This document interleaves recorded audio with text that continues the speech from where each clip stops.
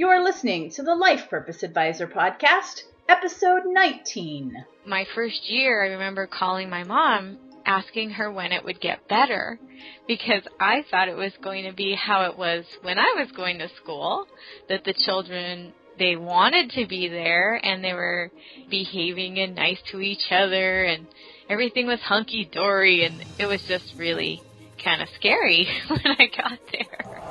You're listening to the Life Purpose Advisor Podcast. Life purpose, spirituality, higher calling, personal growth, meaningful life. We ask the deep questions about living a balanced life of meaning, purpose, and joy. Passion, know thyself, be mindful, spiritual practice, aha moments, life lessons, balance. It is time to welcome your host, Angie Swartz. Corinn Guintoli is a Reiki master teacher and a shamanic healer. She is a catalyst for extraordinary love, where she helps people from all over the world heal blocks to love as the Soulmate Shaman. She is the author of Find Your Extraordinary Love, Creating the Power Partnership of Your Dreams. Hello, Miss Corinn. How are you today? I'm great, thank you. You're so welcome. Thank you for coming on the show. Thanks for having me on the show. My pleasure. You have such a rich and interesting bio. Can you tell us a little bit about what you do and what all that means? Sure. So basically, what I do is I help people be ready for either meeting their love or creating a relationship that they've always dreamed of. That sounds very delicious. Your work must be extremely rewarding for them and for you. Yes. And I love your name, the Soulmate Shaman. Thank you. That came organically when I started having the same type of client walk into my office saying, "Where's my man? I want to meet my man." Yeah. Do you ever work with men too, or mostly women? I do, but 90% would be women. I see. And what percentage of those women that have come into your office have actually met their soulmate? I don't know numbers very well, but I've been to quite a few weddings now. And after my book came out, people keep telling me it's working. So Okay. I'm hoping to receive more wedding invitations in the near future. Nice. Yes, I recently read your book, and for anyone listening, it's a very easy to read book with lots of very helpful advice. Later in the show, we'll give you a link to Amazon.com where you can buy her book and a few other things. So I'm so interested in your work, but I want to spend our time today talking about you. Is that okay? That's wonderful. Do you know your own life purpose? So I think I have a couple, but the main one that I'm putting energy into and allowing is I feel like I am one of many healers of hearts around the world. Like I feel like I am a humanity heart healer. That's very beautiful. Do you care to share the others with us? One that's really coming in strongly is healing and restoring boys and men to their full power when they have not had successful relationships. And that begins with, I would say it even begins with childhood, but also what's showing up now is I'm having a draw to do healing workshops and just where we go for it. We do the healing around the wounded warriors that have come back from their missions. They come back and they're traumatized and haven't been, it just seems like their hearts have been kind of squished a little bit or a lot. And I feel that is coming, although I can't see exactly what that looks like. I know that I'm going to be working with a lot of men. Very nice. Very nice. Well, big things coming for you, it sounds like, in addition to the big things that are already here. Yeah, it's always changing, but it seems to be along the same, this love base. Right. Well, if you meet Corinn, you'll see that she exudes love in everything she does and the way she carries herself and her communication style. So before you were doing this kind of work, what else did you do? So I've had many different professions. I used to work for Wiener Schnitzel when I was a kid, a babysitter, and I worked for Travel Lodge and Chuck E. Cheese, and then I became a school teacher. So that was, I think the longest I was in any of those was teaching in the school district in San Diego. And how did you transition from being a teacher to what you're doing today? Well, it's interesting because when I was little, my mom reminded me of this. She kept saying, remember you've always been a teacher. Remember when you would babysit and you would teach the children the songs that you heard? And remember you were teaching the neighborhood children and I got you a chalkboard for the garage so everyone could sit down and you would teach them. And I didn't actually remember that, but I know I meant to teach because I can't stop sharing and teaching everything that makes my life better.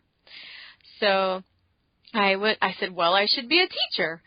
And I went into the district, got my master's in curriculum and education.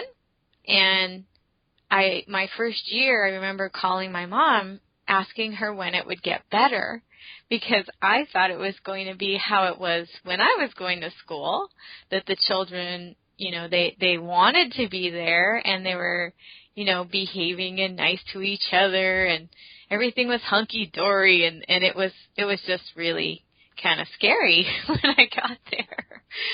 And my mom said, it'll get better. And 10 years later, it still hadn't gotten better. I mean, it sort of could be bearable, but I think towards those last 3 to 5 years of being in that system, I realized it wasn't good for my health and my well-being and the way that I was made to function and be well, if that makes any sense at all.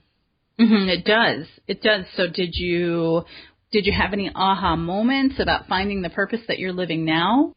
Well, one of the things that I didn't realize until I left the district was, so what I did, I was married at the time to a man who kept telling me, hey, you're not happy. Hey, you're not happy. And one of the things, I wasn't getting any sleep because I kept dreaming about the children that were the behavior problems. And most of them were boys. I remember there's only one girl, but most of them were young boys who were misbehaving. And I would have these dreams of the boy telling me what they really needed instead of the behavior that they were actually doing in the daytime, waking hours. And I would try the thing that the young boy would say in the dream. I would try it in the real life in the classroom, and it would work. And I didn't know that was a gift, that the dreaming was actually giving me information. I just thought I was taking my work home with me and into my sleep, and that it was just more stress. And I didn't know that was actually a gift that came later on. When I was practicing the Reiki, I started dreaming for clients. So I'll go back. My husband at the time said, hey, why don't you're really stressed out, you keep getting sick, why don't you take some time off? And I had always worked all my life, and I thought, who will I be if I'm not making money? You have to make money. And because you do, you need money to pay for things. And he said, no, I'll take care of that, and you just take this year off and see what you'd like to do, if there's something else you'd like to do. And I really fought with that because I thought, I knew I was a teacher, and what I didn't realize was the conditions where I was teaching weren't working for me. So I took that year off, and I remember going to take a class on the chakras and then the aura, and then I kept praying. We go to the same spiritual center, the Unity Center. I kept praying for my purpose. What is my purpose then? If this isn't it, what is it? And I saw this computer screen with the word nutrition on it. So I got up in the middle of the night, went over to the screen and said, all right, I'm just going to look up nutrition schools in San Diego. And I went. I started getting my nutrition on board with healthy because I was so exhausted with the whole system that wasn't fitting my body's rhythms. I was using sugar and caffeine, not coffee, but tea, the caffeine teas, to try and fit into my job. And when I was once my nutrition got on board, that same year I met 3 different Reiki masters and knew I needed to take Reiki. I experienced it and it felt amazing. And once I took my first class, I knew this is the thing. This is something that I need to pursue. And I started a business that same year, and 3 years later, so I was working then part-time in the district and part-time taking clients. And then 3 years later, I resigned from the district because just the thought of me being in that system, I just would rather die. Mm-hmm. Wasn't congruent with you or your heart. Right. So I decided, you know what, I'm going to, with the help of a girlfriend who kept telling me, so what are you resisting? Like, why are you still considering taking jobs in the district? And I'm like, I don't want to. And she says, well, what if you went for your dream? Like, what if you could have the lifestyle that you want and still teach people and contribute? And I knew I wanted to teach Reiki. I wanted to have that as a practice as well as taking clients. And I said, well, yeah, I would love to do that, but it's uncertain. I don't know. And at that point, I was going through a divorce.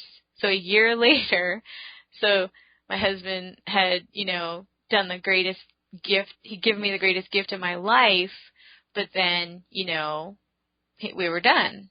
It's just crazy how that happened. And I am so grateful for his contribution to my life being different. And I've thanked him for it. And my girlfriend says, so what if it didn't work out with your new purpose? Like, what if this dream didn't work out? Would you still go back to the district? And I said, no. I would go learn how to make some coffee, and I'd go to Starbucks or somewhere and just get a regular whatever job, because I'd rather die than go back into that system. And then I resigned, and then all these other opportunities started to show up, and everything shifted. Right. For anyone that's listening out there that might not have been exposed to Reiki, can you just tell us a little bit about what that is? Yes. So Reiki is a Japanese healing technique that promotes wellness and healing in the body, mind, and spirit. And it's administered by the practitioner placing their palms on certain areas covering the chakras. So it's a gentle placement, not like massage. It's just a gentle placement for a few minutes at a time. And the practitioner pays attention to sensations in the hands of differences. Say a difference would be heat coming through the practitioner's hands, or a vibrating sensation coming through the hands. They would stay on that position longer.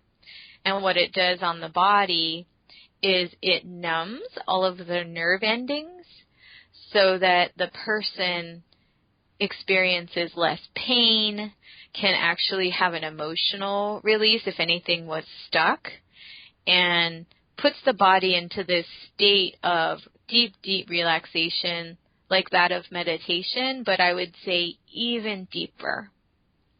And would you recommend everybody, whatever someone is struggling with, should they try Reiki and see if that helps them get some relief? Yes, and anyone can learn Reiki. You don't have to have a special skill, just the draw. People are drawn to learn Reiki. And also, if you're not drawn to learn Reiki, if you are looking for a balanced, a balancing out or a calming of the nervous system, because we're so stressed out, it's a really big anxiety reducer, and you can just go find a Reiki person and have a session, and your whole system just drops and relaxes. I wish you could do that right now over our interview, but I guess we're supposed to be doing something else right now. I'll send you I've experienced. Oh, thank you. I've experienced Reiki many times, and it's really a wonderful, wonderful treat. And what a joy to figure out that is your life, part of your life's work. Can I ask you what your spiritual beliefs are? So I believe that there is a higher power. I believe that there are many. I believe that there is this source, and whether people call it God or Allah or source, right? I believe it's there, and sometimes I feel it when I'm in meditation. I feel it feels like angels. I can actually clairvoyantly see now. As a result of me practicing Reiki on myself and others, my intuitive gifts have started to come in. So I can now see, and when I see them, my eyes will be closed, and I'll just see these little bubbles of light, and I say hello. So I know that there's something out there, and I know that it's very beneficial to us, and also there for us to have as a partner in creating. So say I have a problem, I would say, okay, spirit. That's usually the word I use is source or spirit. And I say, I know you're out there. And then I'll call on the archangels and the angels. I say, whoever is there, all the celestial beings who are there helping. And you can have teams too. I learned from one of my astrology teachers, her name is Beatrix. She said, yeah, you have your financial team, you have your love team, you have this team, your health team. You just ask them for help, and then you just give it to them. It's almost like giving someone a project, and then here's what I'm going to do, here's what you're going. I would like you to do, right? Right, like please help me in ways that I can't even possibly think of. And then that's where I see the magic coming in.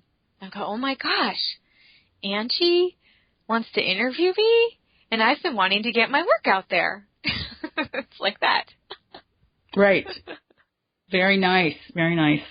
Have you used tools along the way to get to know yourself better? Like, did you read books? Did you do personality assessment? Did you have difficult times come along in your life? What do you think helped you understand the truth about who you are today?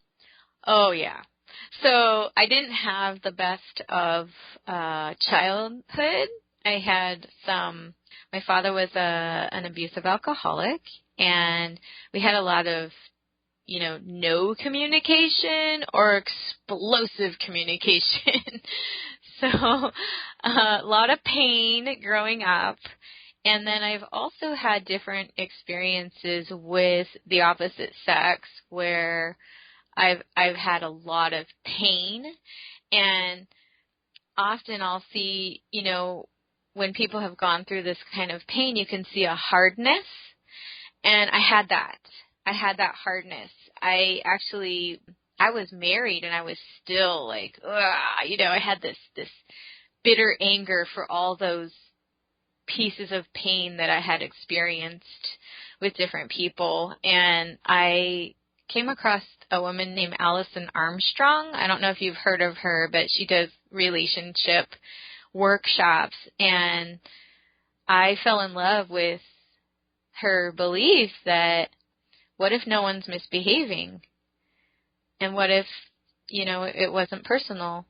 But if, these were things that needed to happen so that you can help others, or what if you can heal from this? So there began my path of forgiveness and healing. I also grew up in unity. So I've gone to Unity all my life, and I can't get away from it. I just love it. And the beliefs that I have because of my practices, the belief that I have is that we do live in a friendly universe. I also believe that we can overcome and come out glowing from our painful experiences of the past. I don't think we have to carry our story with us. I believe that we can heal it all if we have the right tools. And a lot of the tools, for me, I have Reiki as one. I do self-Reiki on myself every day. I also use crystals. I love holding crystals for different purposes. They're little beings you can hold or place on your body or have nearby, and they just work magic all on their own. And I do have meditation practice. It varies. Right now I'm really in love with binaural beats. I don't know if you've heard of that. You put headphones in and you listen to these tones for a specific purpose. And those are they're amazing. They work on the brain to alter the chemistry of the brain. It's just amazing. And what would be an example of a specific purpose where you might be using them? Well, one of the things that I really love is hypnotherapy. And it's like hypnotherapy without the words. It's these sounds. So if a client comes in and they're saying, I want to get pregnant, or, I have PTSD, I look up the binaural beats for that particular condition, and then we put them in. And while I'm giving them Reiki, they're also receiving that changing of the brain chemistry at the same time. So it's like a hypno-Reiki thing. A hypno-Reiki cocktail. It's amazing. I love doing it. I have my time each day where I go drink it up instead of coffee. And I love essential oils. And one of my teachers had done a channeling, and she told me I was going to be working with the trees to create some sort of oil for healing people. And it scared me at first. I just kind of avoided it, the whole thought of it, because I thought, no, other people make those things. And I was in Mount Shasta the year that I got married to my current husband, and this tree said, hey. And it didn't say it like that. It was just like this overwhelming pull to this tree. And the trees were all the same ponderosa pine. This one tree was like, come here now. So I said, okay, I'm going to go on a hike. When I come back, if this is very important, please get my attention again. And that same tree is like, hey. And so I did a prayer, and I offered a ceremony, and was asking if I could take some of the bark. And I got I saw this big blue orb, and blue in Tibetan healing it's healing. It's the light for healing. And that was just my, yes, do this. So I took some of it and I ground it. My mom gave us a mortar and pestle for our wedding gift to represent my heritage is Mexican. And I thought, what is she giving me this for? And when I got back, I knew exactly what that was for. Mm-hmm. And so thanks, Mom. And I was grinding it, and it smelled so good. And I met with a friend, and I said, I don't know what to do with this, but I know that I'm going to be doing something. And she goes, oh my gosh, you're going to put an oil, and you're going to put a crystal in there, and you're going to say prayers over it, and this is going to be put behind the ears. And I thought, what? What's with the ears? I mean, what? And when I came to my astrology teacher, the one who had said, you're going to be working with these trees, I said, this is funny. And I gave her some of the mixture that I made. And I said, yeah, my friend got that. We're going to put this behind the ears. And she said, yes, that's where the reptilian brain is, where we carry all of our old storage of fight or flight along our DNA. And so if you put it behind the ears, you're going to be healing that. It's almost like an iceberg of trauma.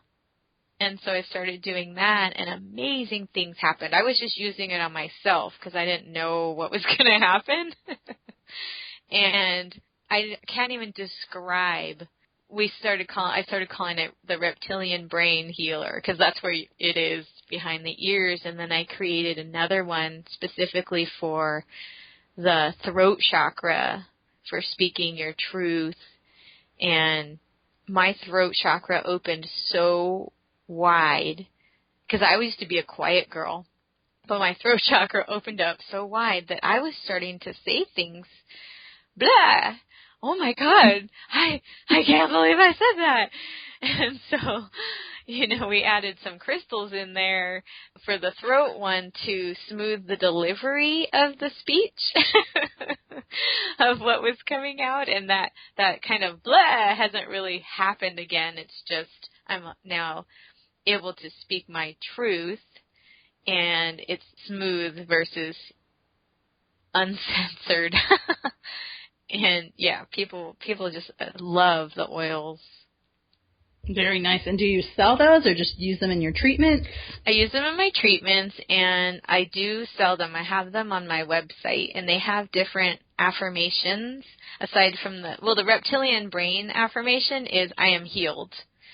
And then the others have, like, I am healed. It's either I am healed or I am healthy. They're all up on my site. The throat one is the I speak clearly. Very nice.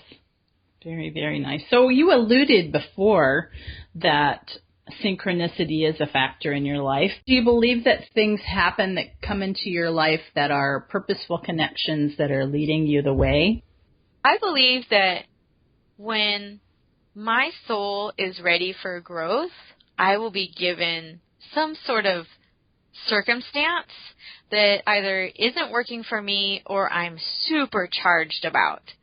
And, I know what you're talking about. Like when I was talking about asking for help from the universe, and then things start happening. Yes. So I do believe that things that we desire can happen if we only let our spirit helpers help us.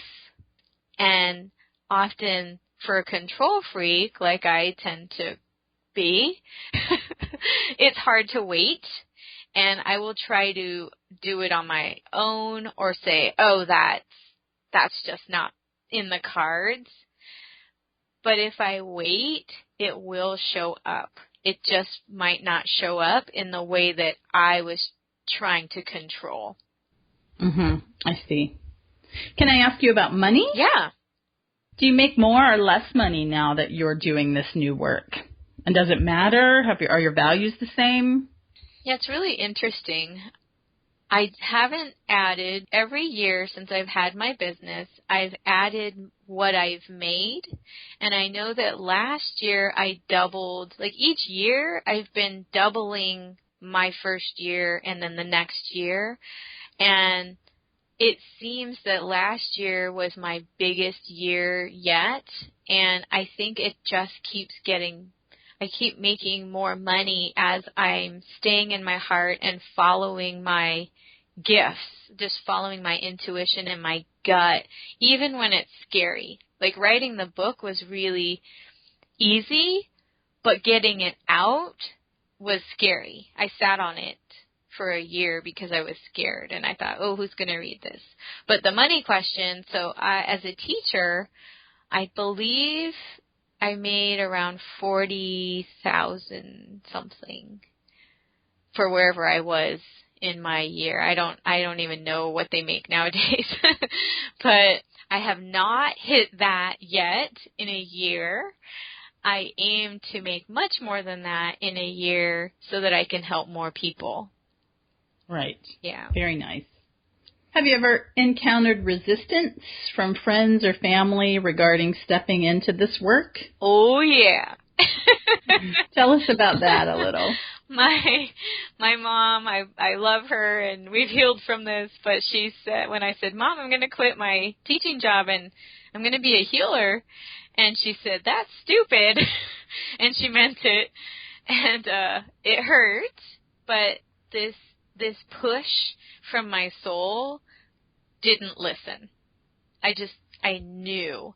And then there were other people who, I had a friend who, we're still friends. She had said, and really, when you get the resistance from others, it's genuinely they care for you. I felt like they cared for me, even though it hurt to not have them be cheerleaders at the time. They are now. But I had to do it myself. I sort of had to believe in myself before they came around. My dad was concerned, you know, he has a very different, he's very religious, where I'm not religious, I'm more spiritual. And, you know, he was like, Reiki is not in the Bible, and what are you doing? Like, we need to help you.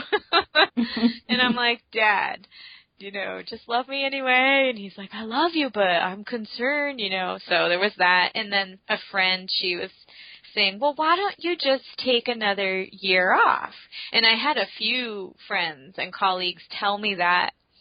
And I had another colleague tell me, oh, honey, you're making a big mistake. Always keep one foot in the door.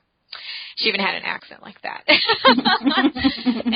and now she sees what I'm doing, and she is so excited for me. I don't even know if she remembers saying that, but, I mean, these things hurt because I'm very sensitive. I mean, I think you have to be sensitive in order to, you know, be some sort of a healing field. And also financially, there were parts where when I was going through the divorce, oh my gosh, I thought I had my own resistance too.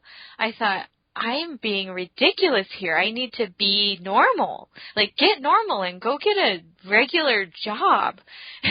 So my soul wouldn't allow me to. I just, you know, there were times when I had no money in my bank account.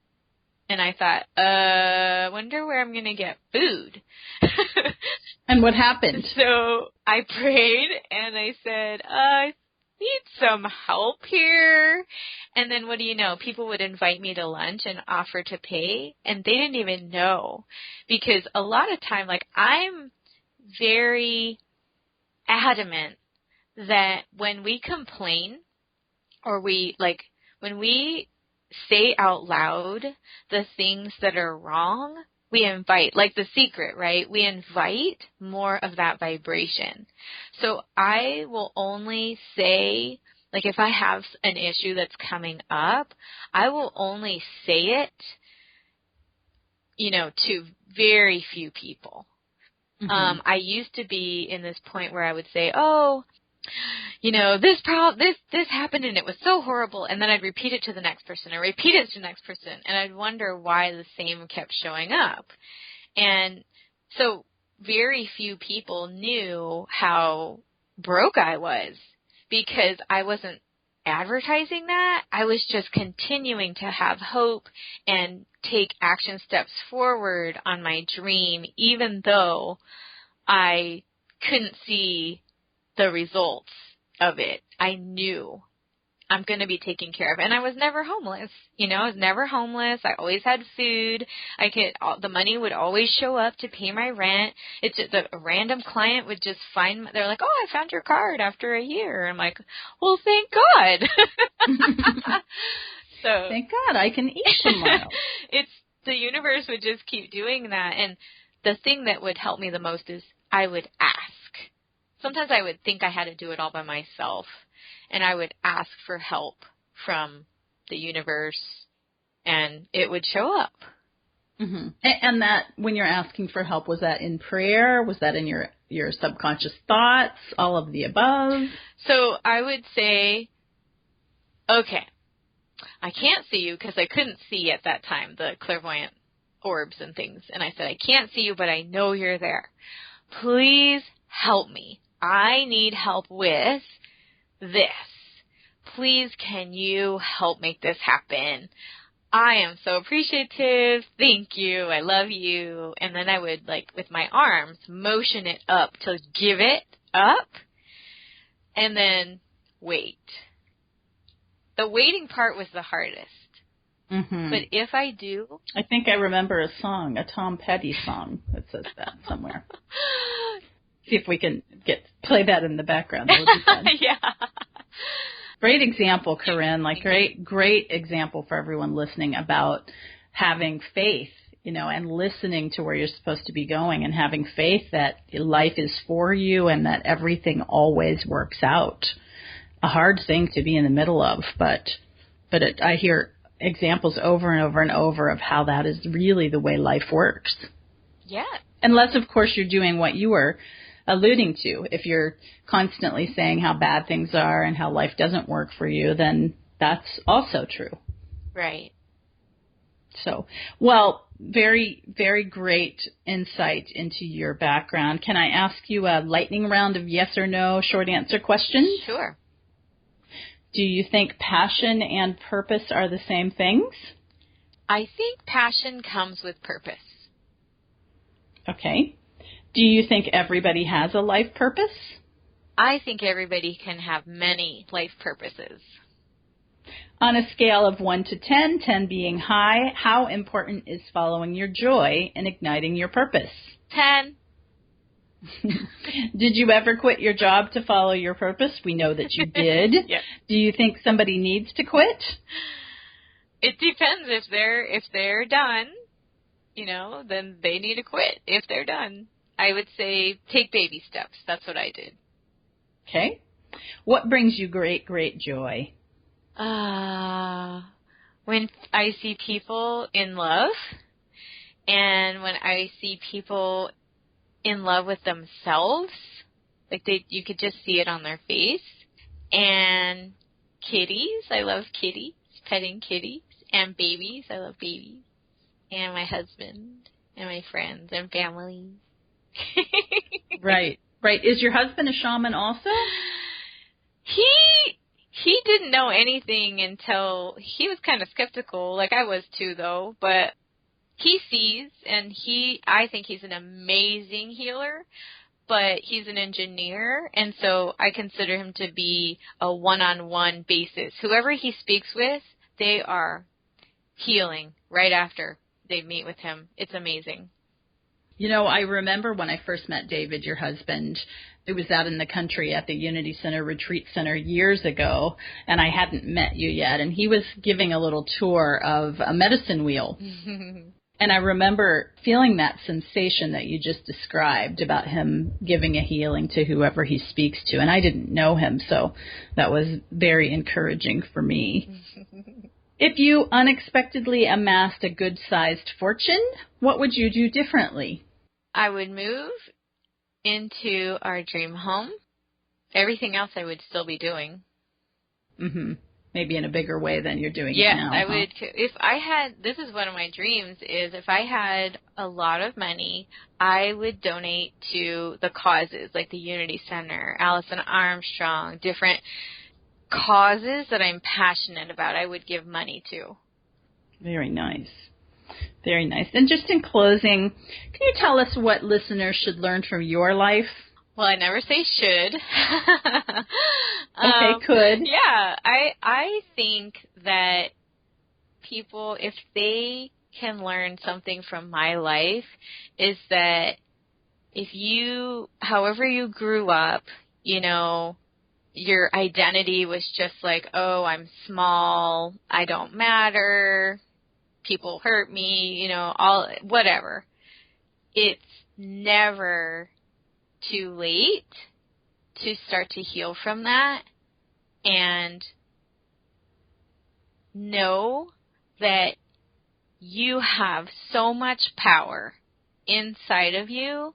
Your soul is always speaking to you. If you just get quiet, tell yourself it's going to be okay, then you can start listening to your soul. and definitely reach out. I've had so many healers help me, and it's not meant to go alone. I think we all need each other. Right. Right. Very nice. Do you have any recommendations that you'd like to make for listeners for personal growth advancement, books or practices or anything like that? Yes. I love Alison Armstrong's work. She is the creator of the Queen's Code Workshop, and she has different ones. We just got back from it's called PAX World Tour, and we created in San Diego, it's a mini community of sharing her work. So there's free topics and things like that. We have an Understand Men San Diego meetup. But even if you just got the Queen's Code book, I would say that's a great place to start. Definitely check out the Unity Center if there's a Unity near you. It's just a great uplifting drink of spirituality and reconnecting. And there's this one book that I read. It was by Barbara DeAngelis, and I forgot what it was called. Oh, it's Are You the One for Me? I love that. And then there's a CD that I absolutely love. I don't even know how many times I've listened to it now. I think it's on iTunes, called In Sync with the Opposite Sex. That one I adore. It helped me so much when I was dating. Very nice. We will put links to all of Corinn's great recommendations into our show notes so you can read them and find links to get them there. Ms. Corinn, I would love to talk you into making an offer to our listeners for your work. Okay, great. So I would love to offer, I love doing readings. I use the tarot, I use my intuition, and whatever comes through energetically to perform healing calls and help people be, either if they're in relationship, help them in that relationship to create it to be better, or also help them to be clear and available in their energy so that they can meet that special someone. So anyway, I loved doing these readings so much. I would like to offer, and you were going to have a code, or as long as they mention... They can just mention Life Purpose Advisor to get your discount. Okay. So basically, it's a 30-minute reading for $40, and it's a powerful punch and a gift that I would love to give. I think that's $30 off my regular rate. That's very generous. Yes. Very, very generous. And people can do that with you over the phone? Yes, so in person or over the phone or via Skype. Terrific, terrific. Why don't you tell us the best way for people to connect with you and learn more about you online? Yes, so I have two websites. The first one is thesoulmateshaman.com, and the other one is dreamhealercorinn.com. And you can text me. A lot of people book appointments by texting me, or Facebook. I also have on Facebook, I have a personal page under Corinn Guintoli, and the soulmateshaman.com is where I have on Facebook. It's videos and articles that I've been writing as I just am so inspired to help. And dreamhealercorinn.com, also on Facebook page, where I'm also posting videos and healings. In all of the videos I do, I've been starting to put where I'm adding healing sent through via distance to anyone who watches.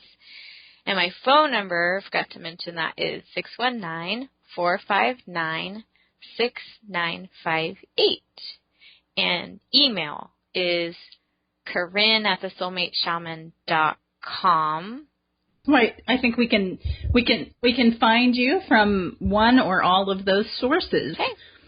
So I just want to thank you for being so candid about your story and doing this brave work and staying on your own path.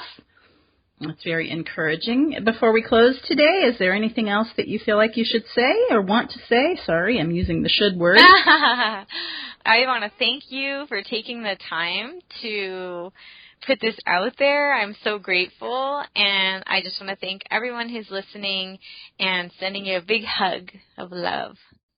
Oh, delicious. Thank you for that. Thank you. You've been listening to the Life Purpose Advisor podcast. Thank you for joining us today. If you like what you hear, please rate and review our podcast and leave a comment.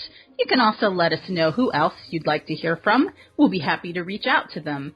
If you'd like to learn more information about finding your life purpose, please visit www.lifepurposeadvisor.com, and I personally will be happy to tell you about the processes we have to work on that.